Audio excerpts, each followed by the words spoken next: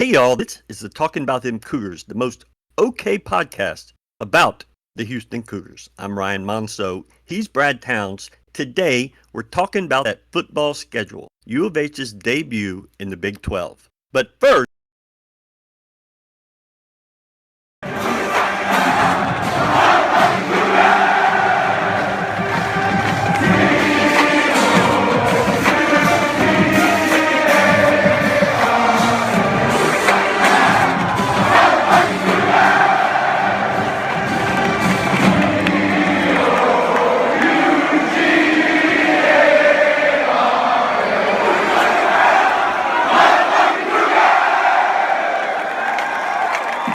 Yahoo! before we get into the podcast, let me tell you about Stuart Gus.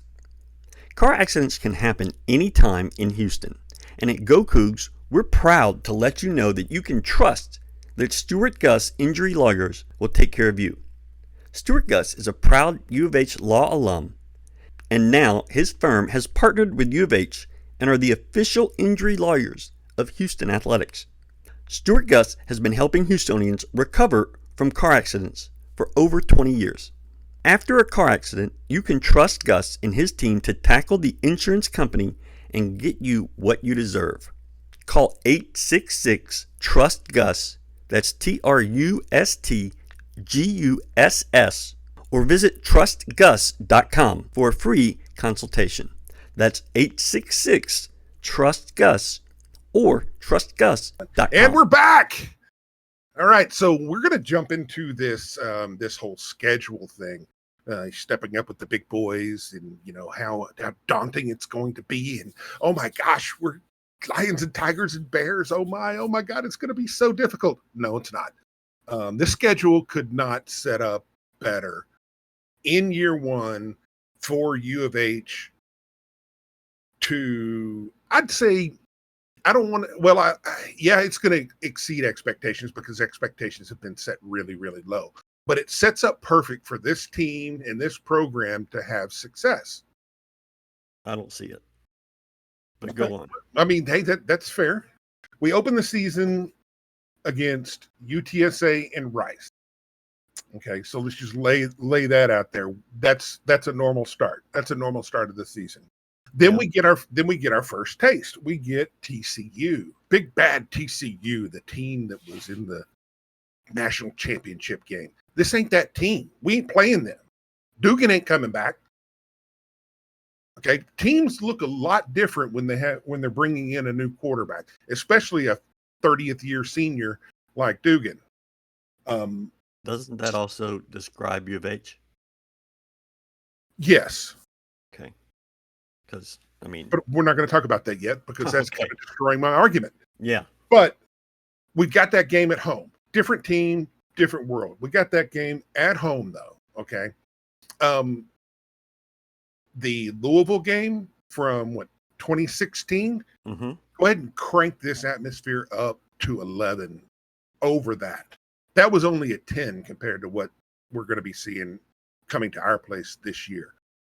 That's going to be a really tough game. I'm not expecting to win that one. That's not one that I'm counting in our win column, but it is a favorable matchup for us to find success. Then we get Sam Houston, the first year of I guess this is their first year of G5. They're stepping out of the Conference USA. They were picked last in Conference USA. Well, and they probably should. I mean, good program for what they've been. They're also dealing with their stepping up into a new world. Then from there we've got Texas Tech. We go to Lubbock. We're used to that. We've got West Virginia. Well, hang on right there.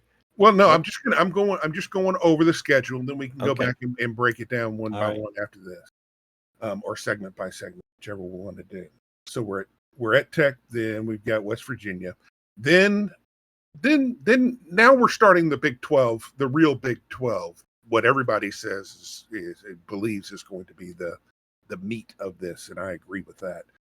We got UT, then we got at Kansas State, and then we're at Baylor, and that's all in a 3-week stretch.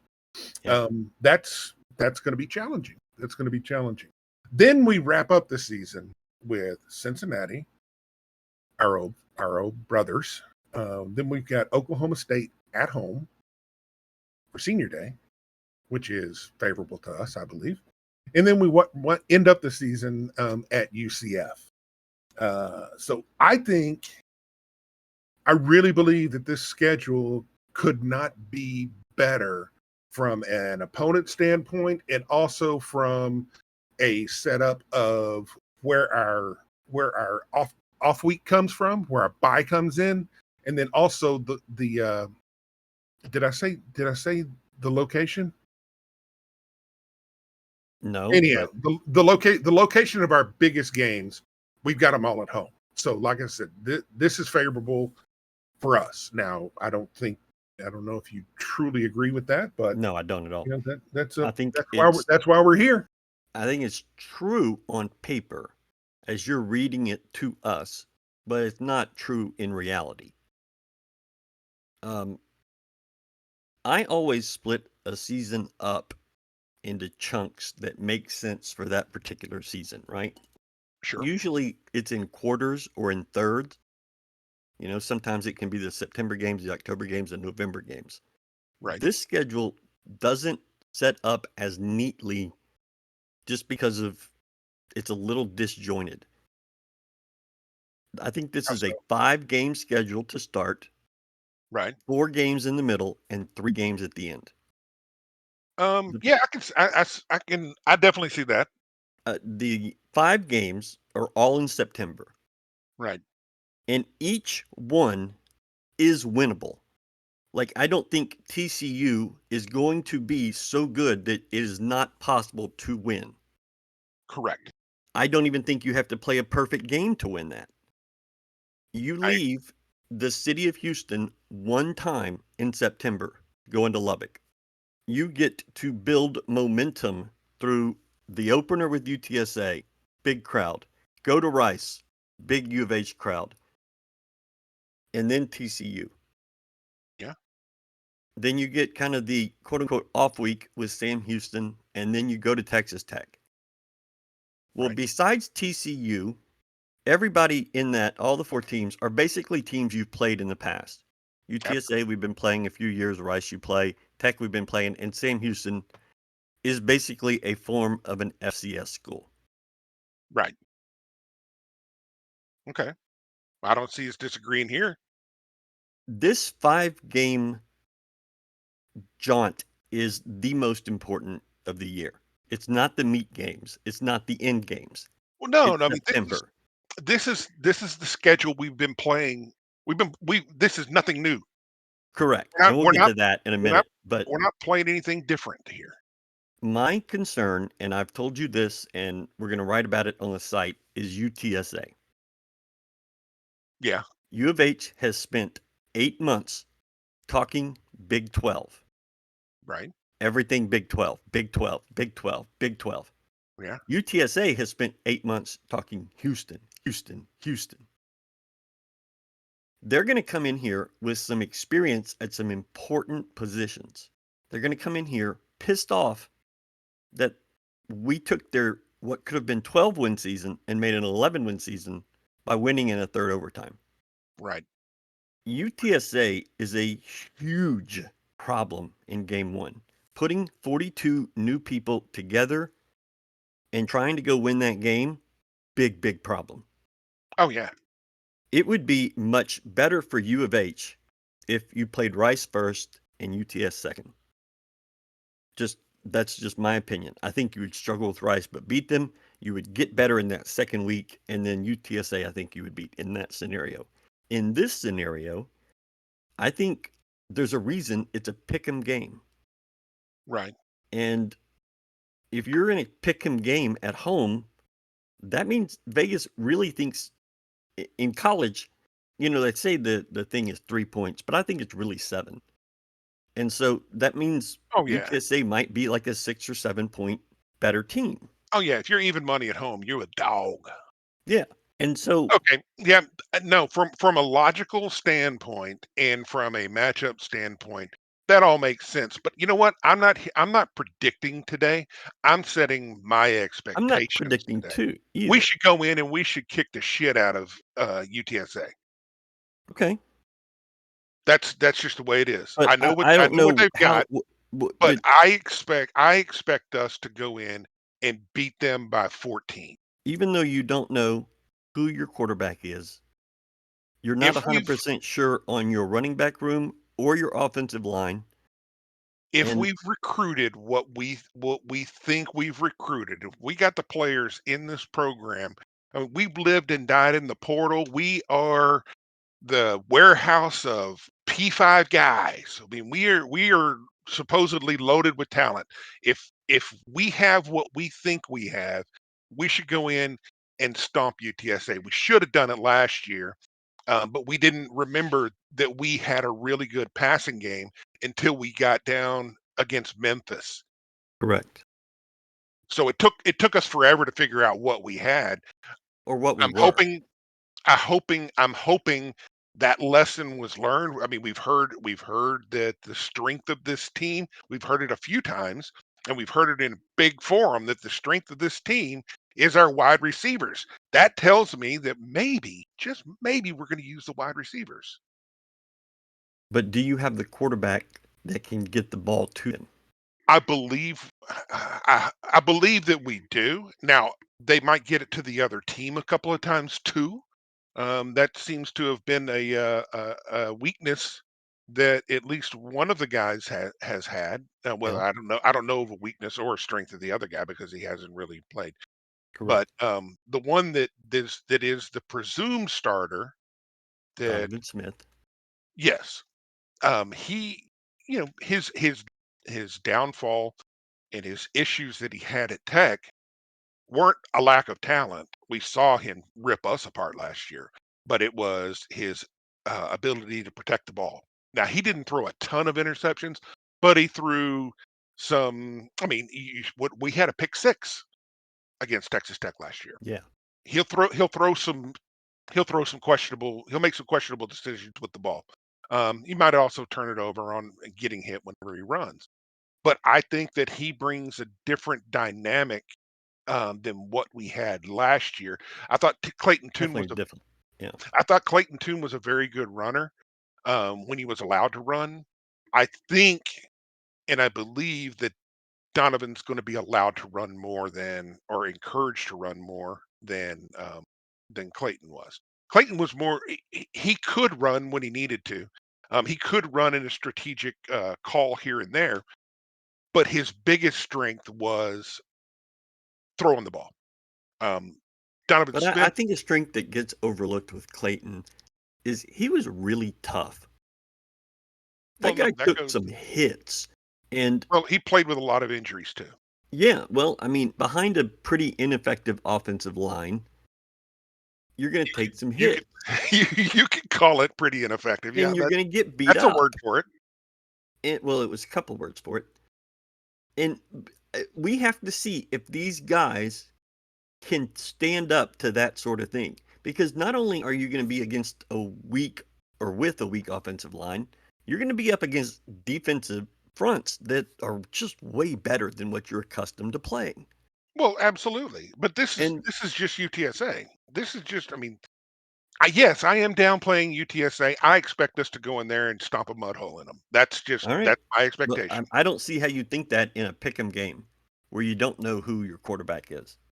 But that's just me. Sometimes, sometimes they're wrong. I believe Sometimes that. they are. I believe that to Early in the season is the time to get Vegas before they really know things.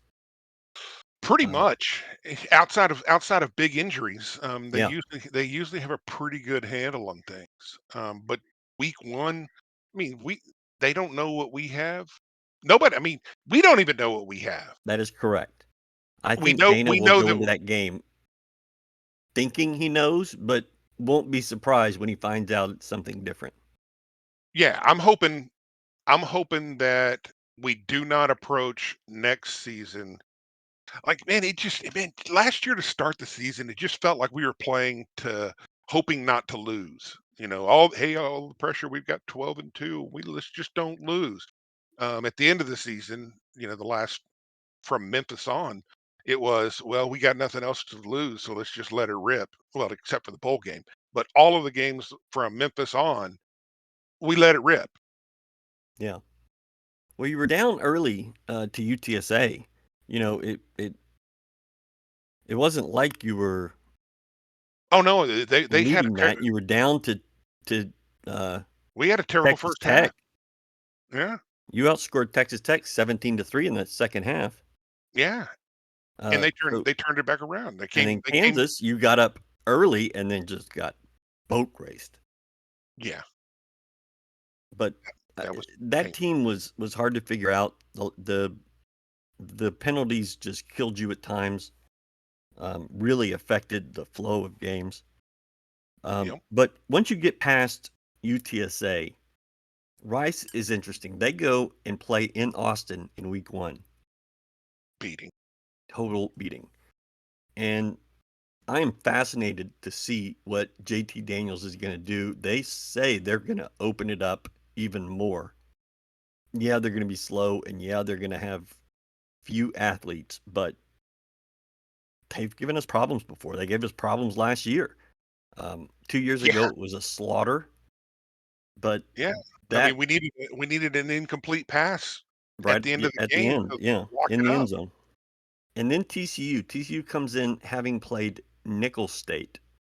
So they played Colorado and then Mm. Nicholls.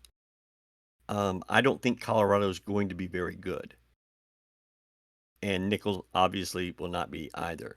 They could have like a little letdown game there, Oh, but I I think they'll be see. ready to go when they I get to think Houston. TCU rolls in and just destroys Colorado. They Yeah, I destroy them. just don't think Dion might lose another toe Oh during yeah, that game. So he'll definitely be wearing around his neck in the second half. yeah, and so But no, TCU, I and think then you they get Sam Houston and Texas Tech. And I mean, this is like a dream schedule for U of H. yeah. Is you don't leave home until September 29th and you stay in state, although it's really like 3 states over. But it's a team or program that you know and that you play and that you've compete against recruits for. And I think you have a shot. I think your shot is much better with Texas Tech than TCU. The media Yeah. is fawning all over Texas Tech. Well, I mean, We'll I think see. we also know a lot of reasons why. I mean, I think a lot of the Texas Tech hype is they had a good season last year. I mean, they played well coming from being really really bad, but they played well last year. And they also had to go through three different quarterbacks from Yeah, injury. I mean, they just constantly churning. They think what's his name? Shuck.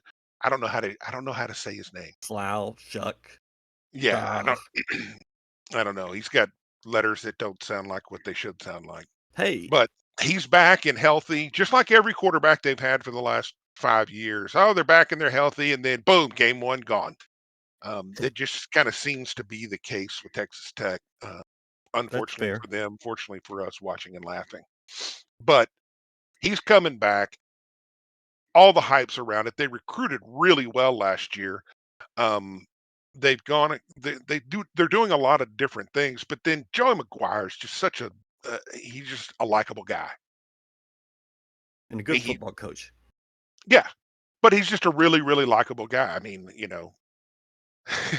to wrap up his press conference, he sees a guy walking down the aisle, goes, "Cool suit, bro." Yeah, that suit was pink. And yeah. And so after Tech, you're off for a week. And then you get a short week game with West Virginia. I love this. If you have to play a Thursday night, get your off week first. And Mhm. then you get 2 extra days on the back end for the next game. Yep. And so you get Yep. West Virginia. There'll be storylines about Dana and them, and Dana doesn't give a flying frick about West Virginia or these storylines or any of that. No. He doesn't care. No. When It's not a Keldon there's and no rivalry. Kellen and Qantas and Hollis go back to OU, I think that's going to be a big deal for them. Right. But this, I don't think there's any. He just doesn't care.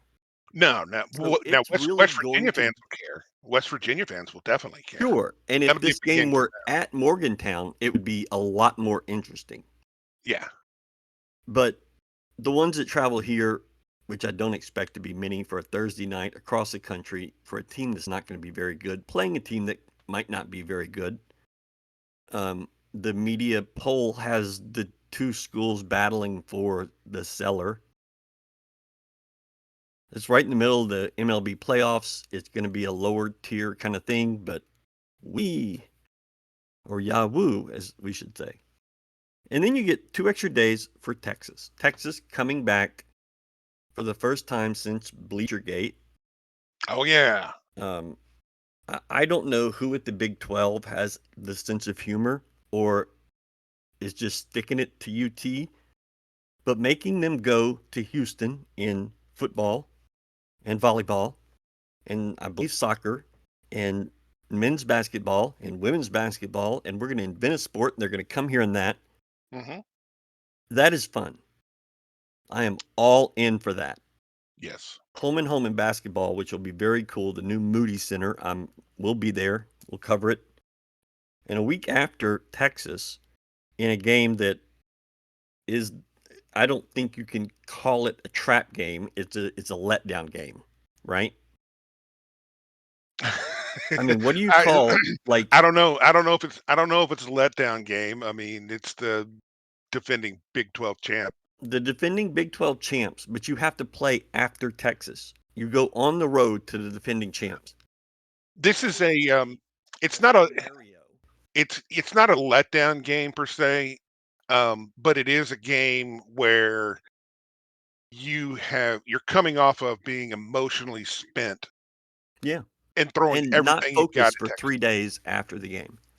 Right. And somehow, if you win the Texas game, if that happens, Okay. I Sure. am taking every penny that I have and I am going and putting it on Kansas State Yeah. Yeah. because that is I mean, this is just classic college football. You go Right. win a big game and but then you have to go to the defending champs and the Right. stadium that you've never played in. And it's going to be, it gets cold in Manhattan, Kansas. Yeah. But I'll be going up there covering it my first time there. It'll be my 66th college stadium. And the next week, Baylor will be 67 because I've Yeah. never been to a game at McLean.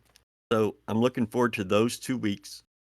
Then Houston gets Cincinnati. That's homecoming. The Right. next week, you host Oklahoma State. As you said, it's senior night. And then Central Florida at Central Florida on Thanksgiving weekend.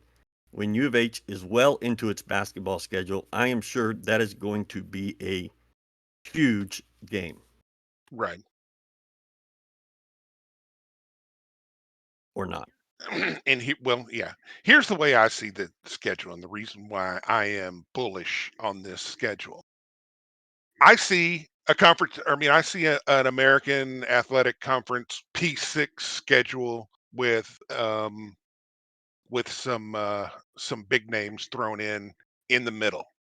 I mean, we've played the first 5 games. We played first the first 4 out of 5 games. We've played that except for TCU. But that would be like in 2016 throwing in Louisville. Um, that's the way I kind of look at that. West Virginia, I mean, let's be real, man. They're the bottom of the Big 12 for a reason, and they've been there since Dana left. I mean, they're terrible, and they're going to continue to be terrible. I don't care what Neil Brown says; they're not good.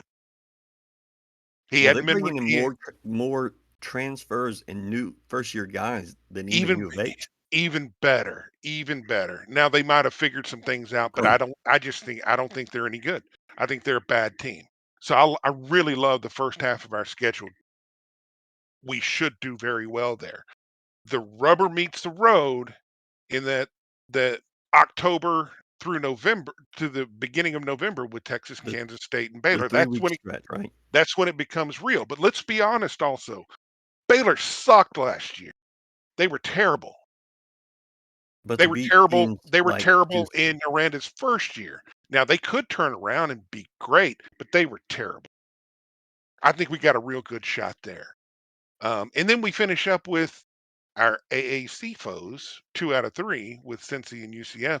And so I look at this and I'm like, if we were playing UTSA, Rice, Sam Houston, Texas Tech, West Virginia, Cincy, and UCF, if we had that group in an AAC schedule, which probably would have been very similar to what we'd have played had we not gone into the Big 12, we would see that coming around because remember in the AAC we were getting 2 on 2 yeah, off with Cincy and UCF, so they were coming up before right. it was announced for us going to the Big 12. So that we're playing half of our schedule of what we would have been playing Yeah. anyhow. It's Now, if about we're in the 6 and 6, right? if we're in yeah, if we were in the AAC, we would expect as fans, everybody would expect to beat UCF and Cincy and UTSA and Rice and Sam Houston. Of course, now we always have to throw in the Cougat moments Right, and expect who are we going to lose to that we shouldn't have lost to. right. But that's 5 games where you think you absolutely have a chance to get a win. Add in West Virginia, and you're at 6. Yep. Texas Tech was a toss-up last year, went into overtime. Call that a 7th game, you have a chance. They needed a miracle. They needed a 4th and They really 20. did. They needed a miracle to win that game. And they We also gave it to needed to have the opportunity to take the ball last in overtime, and we gave it to them there too. Yeah. So, I think we yeah, should there's ask Dana about that, is if he's done more research on the overtime thing and I'm not it the changed his you're not mind. gonna you're not gonna get a good answer there, or you're not gonna get the answer that you're looking I'm for. not looking for an answer. I'm curious to see after what he went through last year if he still feels that way. That's all. Yeah. I I'm not even gonna worry about it because it's just gonna be what it's gonna be. It's not something that I can put my mind around even listening to, the justification for it. I didn't like it to begin with, and I didn't like it before it happened. I didn't like it as it was happening. I don't like it now. I don't care whatever fake numbers you come up with. Everybody everybody knows that that's just yes. But anyhow, like you said, I think we've got 7 games on this schedule that should be winnable. My expectation, not my prediction, my expectation is 6 wins minimum.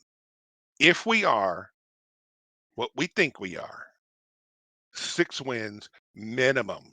I'm not falling for this whole, "Oh, we're gonna struggle in year 1, and it's gonna take us 3 years to not suck." Nah, screw that.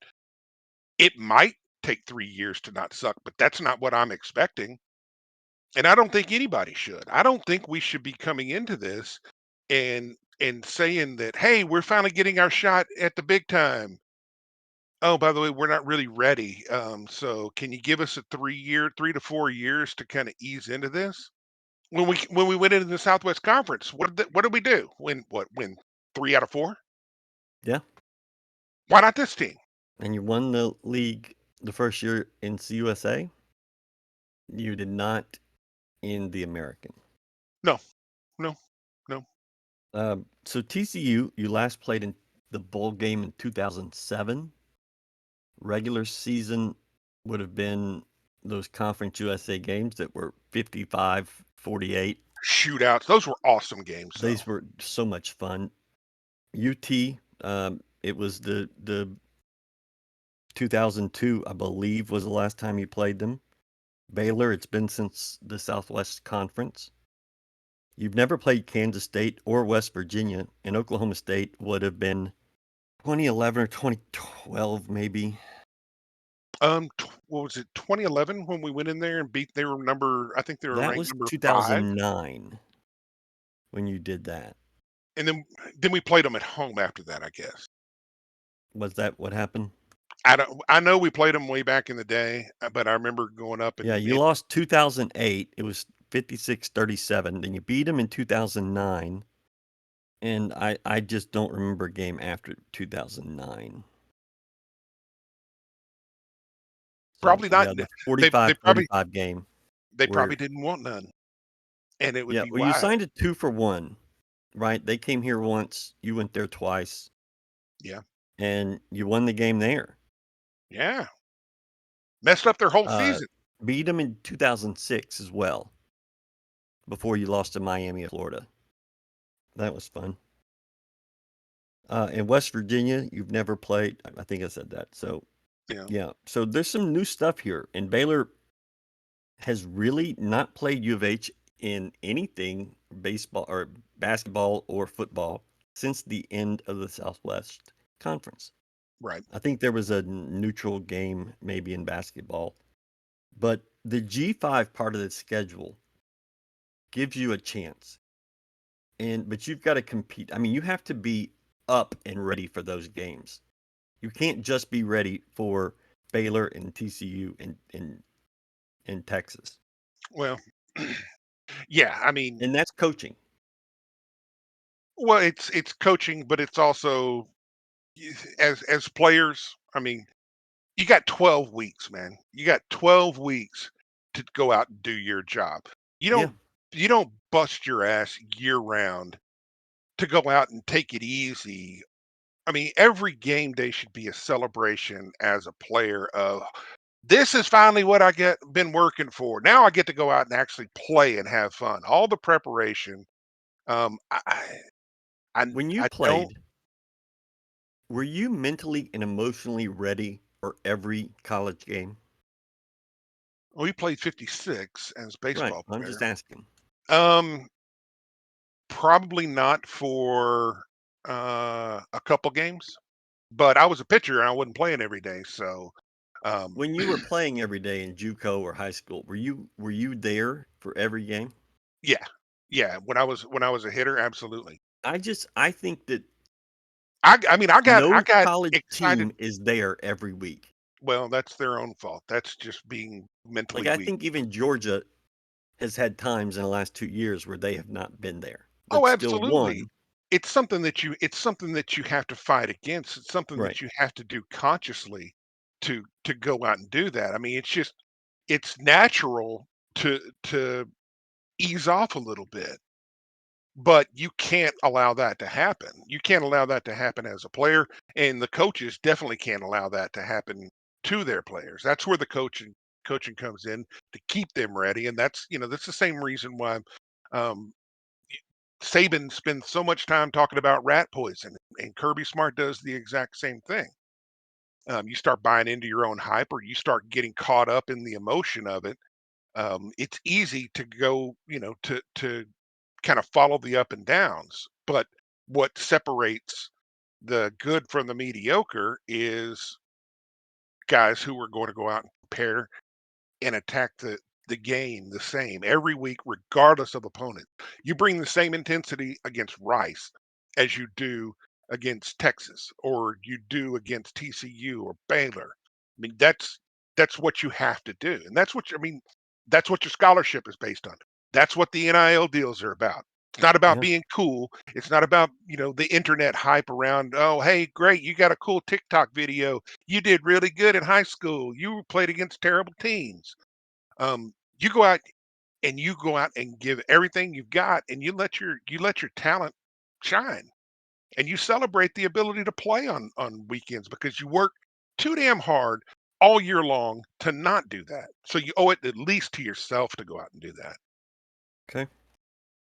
So at the end of the year, you get Cincinnati and then Oklahoma State and then Central Florida. The two of those games go back to Conference USA. Cincinnati at the beginning and Central Florida about 2005 they came in the league. Yeah, And you have not had a lot of success against UCF. I think it's 2-6 or 7.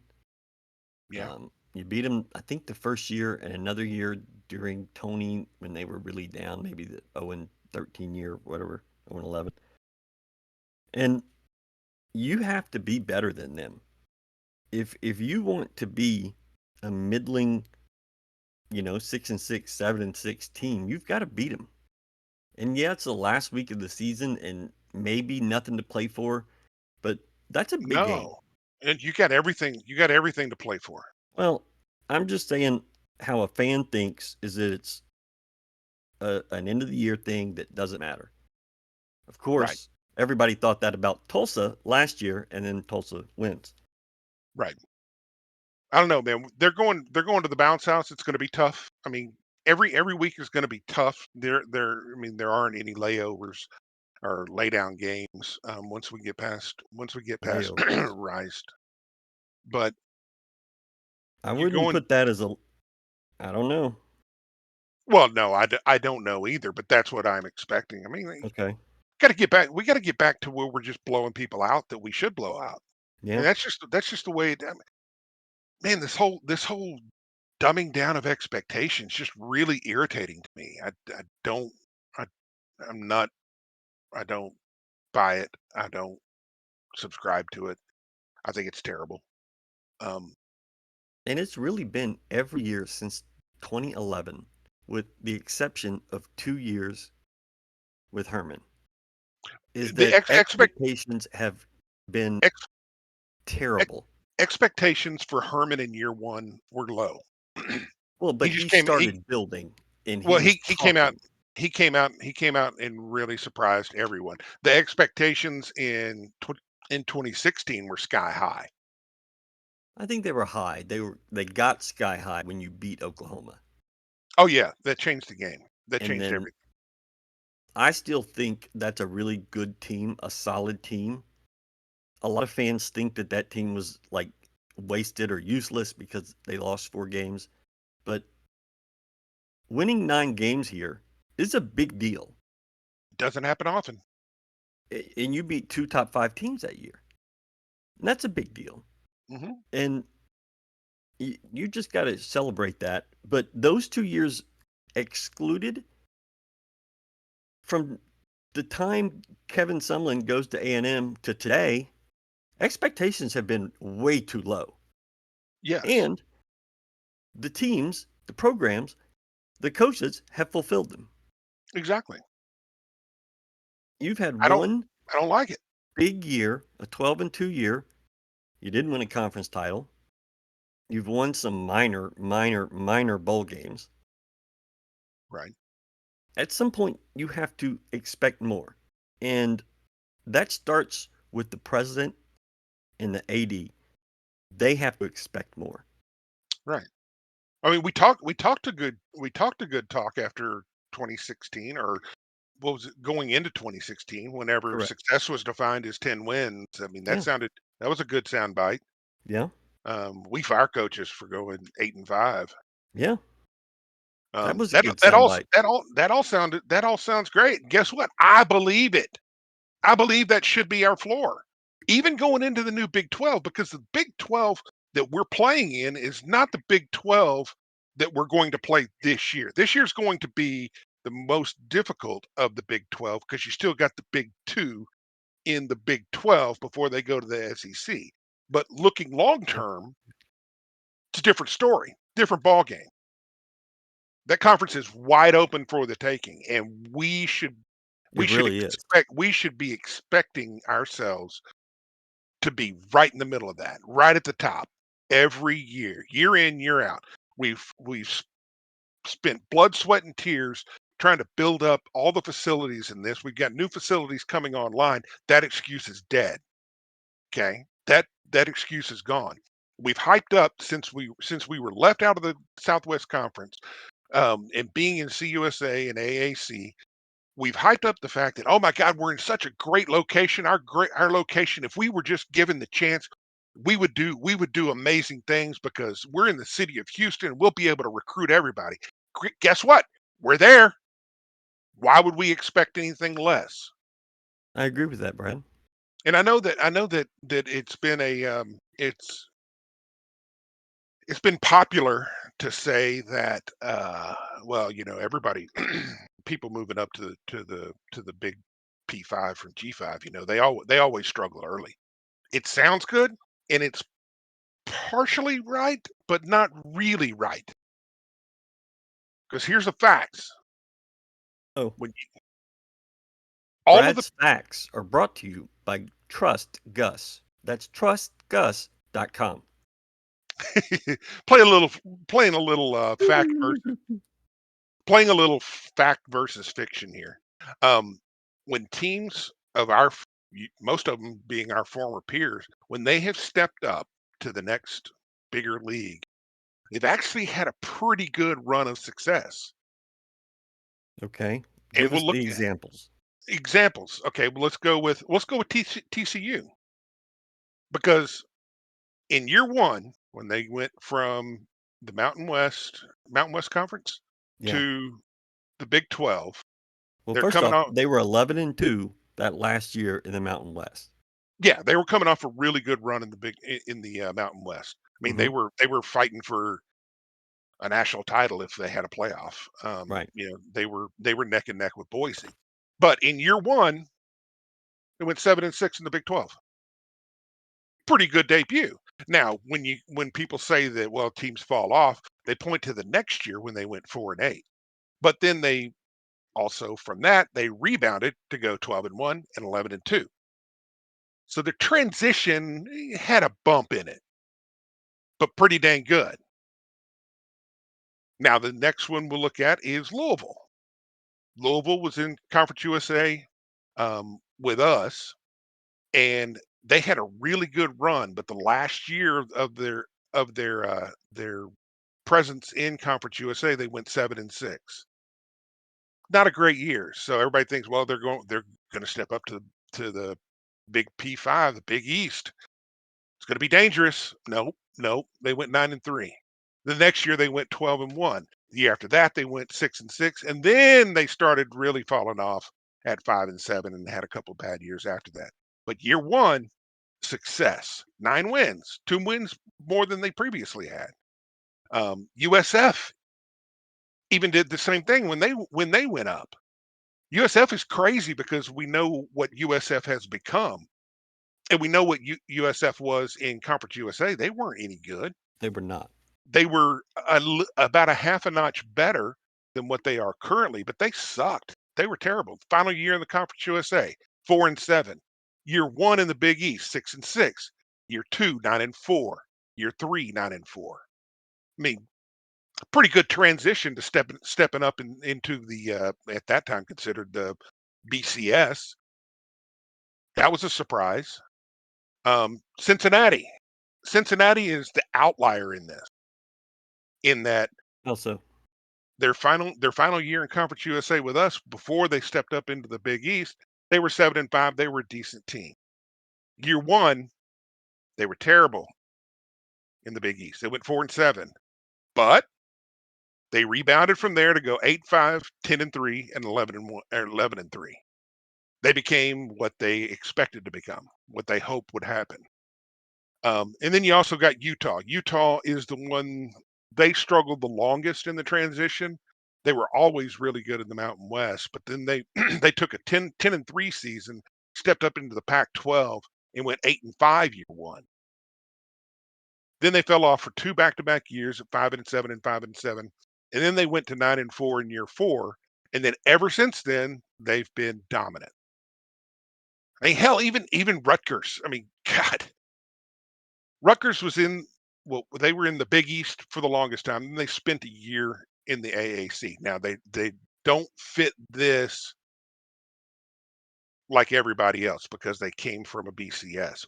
But in their 1 year with us in the AAC, they went 6-7. Year one, they even found success in the Big Ten at 8-5. Then they fell off the map and became the Rutgers everybody knew. I guess that coincided with Shiano leaving. I think so. So what it comes down to is that in year one of these 6 teams moving up, all but one had at least a 6-6 year. And the worst ones were USF and obviously Cincinnati. But Cincinnati, both of those rebounded in year Cincinnati 2 and year won 3. 33 games over the next 3 years. Mm-hmm. And they had another off year, and then they won 38 games in 4 years. Yeah. Yeah. Cincinnati took advantage of that. Yeah, they really have. Going forward, I think it's going to be different with the transfer portal. I'm not sure how you build a program. I don't This know. should be easier for U of H in the era of the transfer portal, in the era of NIL. There is more confusion right now, but to get up to speed, minimum by year 2, I think should be expected, right? Absolutely. I mean, this is. I mean, what we've basically laid out is, I like the schedule. History shows that success is very possible and probably should happen at least in year 1. This is where I come up with my minimum expectation is 6-6, and that ain't going to change. You can't talk me out of that. That's not my prediction. I don't because I can't make a prediction because I don't even know what the team looks like. I don't know who's showing up for camp. Well, then how I'll can have you that. have an expectation? That's not the Or reason that's why I just have. based off of the name on the front of the uniform? That's based off of what we've recruited and what we have going into this, and also combined with a very favorable schedule. Even if we had, I mean, if we had last year's team, even though the defense did not perform well at all, and that's just a really kind way of saying it was Oh, terrible. terrible. Um, Even with that, I would say that we should be 6-6 with this schedule. With this schedule, because the thing that we do have going for us that none of these other teams have is, like you mentioned, the transfer portal changes everything. Because we've been able to pull in guys. I don't know how they're going to pan out. I don't know what's going to happen, but I know that they are physically talented than what we were able to get previously. You got to Well, harness that talent. every guy that's transferring out is getting replaced by better talent, with the exception of Cameron Johnson and Alton McCaskill. Right. And they're being backfilled by good talent. Competent They people, they but not they're that level. they're unproven. They're Yeah. unproven so far. I think they get there? Physically, yes, absolutely they can, because physically I believe that they are there. Whether they have whether that translates to production, it's a different story. That's a coach's job to do. Yeah. But that's where I get my expectation. My expectation is this schedule combined with the the talent that we believe we have, that we're told that we now have. I mean, the coaching staff made it a point to point out that, that our we got so much more talent than we've ever had. We've recruited so much better. We're getting guys that we never could have got in the past. And that's thanks to the portal. Okay. Well, if that's what it is, that's what we have, then why would I set my expectations anything less than 6-6 But everybody else is doing that or six too. and seven? Thank you to Trust Gus and the great people at Stuart J. Gus Injury Lawyers. Thanks to everybody for listening. This has been fun. Or not.